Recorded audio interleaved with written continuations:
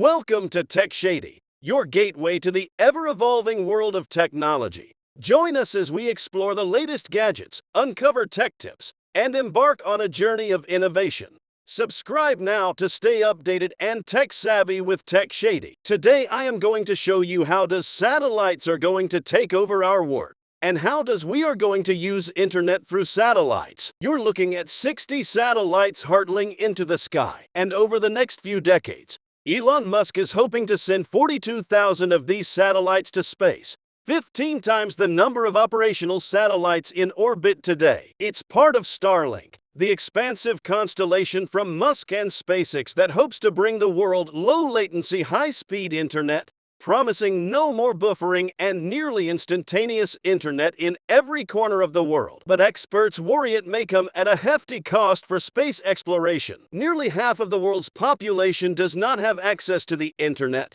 because most internet options require an extensive track of costly underground cables, leaving many rural locations offline. And while satellite internet can reach those areas, traditional satellite internet is provided by a bus-sized spacecraft that is launched 22,236 miles into space in orbit around Earth. Narrator: that distance means the satellite can reach places that cables can't. But since that one satellite is meant to service a lot of people, its data capability is limited, which then limits connection speeds. And that signal has to travel a long way, creating a lot of lag. This is where Elon Musk and SpaceX come in. Mosier: Starlink is a globe-encircling network of internet beaming satellites that is trying to get you online no matter where you are in the world. And there's a rather persuading element for SpaceX as well. Elon Musk has said he's just trying to grab a small percentage of a $1 trillion a year telecommunications industry around the world. If SpaceX can pull this off,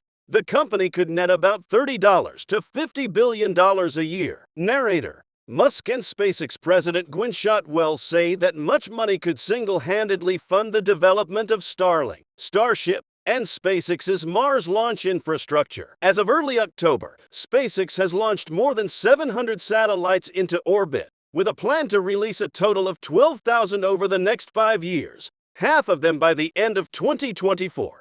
And Musk wants to add another 30,000 to that, coming to a total of 42,000 satellites circling Earth. All of these satellites will also be much closer, anywhere from 200 to 400 miles above the planet in low Earth orbit. This reduces the connection delay that is found with traditional internet satellite. Once in orbit, these Starlink satellites will be constantly on the move, which is why so many are necessary. The problem is you have to have many satellites orbiting to make up for the fact that you can't stay in one spot above the Earth, because you need several satellites overhead at any one time to cover many users. Every satellite will connect with several others via laser beams, creating something like the network's backbone. And to actually bring this internet into your home, you'll need to get a pizza-sized antenna. This phased array antenna can aim its beam at whatever satellite is overhead, which will maintain an internet signal in your home. But this scheme isn't without problems. Starlink satellites are bright. They reflect the sunlight and shine it back towards Earth, so they end up looking like bright moving stars. As cool as it may look,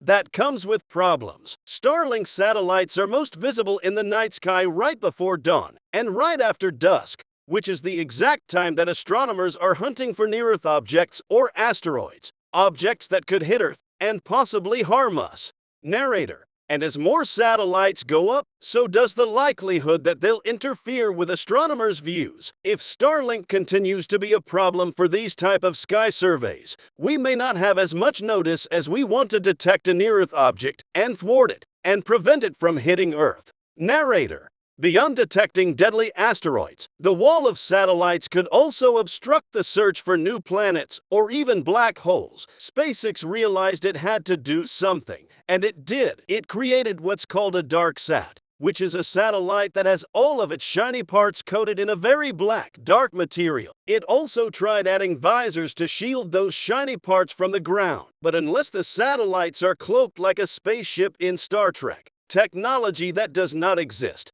none of this will fully solve the problem. And even if it did, there is a much bigger issue at hand. There's a concern about space debris, Because when you have so many satellites in the closest, tightest, densest orbits around Earth, there's a higher chance that those satellites could collide with each other or with other satellites. Those crashes would create clouds of debris that can orbit the Earth for years, decades, or even centuries. And that debris can then disable or cause other satellites to crash into each other, creating even more debris. And this problem spirals out of control in an effect called the Kessler syndrome. And if we reach that, then essentially space is too unsafe to access. To be clear, the risk of a runaway Kessler syndrome is very low, but the potential impacts of that are so high that scientists are working very hard to control such an event from ever happening. SpaceX has said its satellites can automatically move out of the way to avoid collisions, but dozens of SpaceX satellites are already disabled and can't move at all,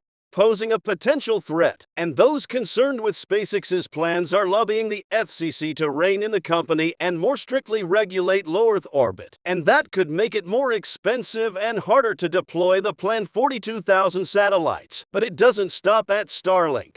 Amazon's Kuiper project, OneWeb, China's Hongyan, and other projects are looking to challenge SpaceX by launching their own global networks of hundreds or thousands of satellites. If they all got their way with little to no regulation, we could end up with 100,000 satellites encasing our planet within the next 10 years, dramatically increasing the risk of blocking off space for everyone. Please subscribe my channel for more tech videos.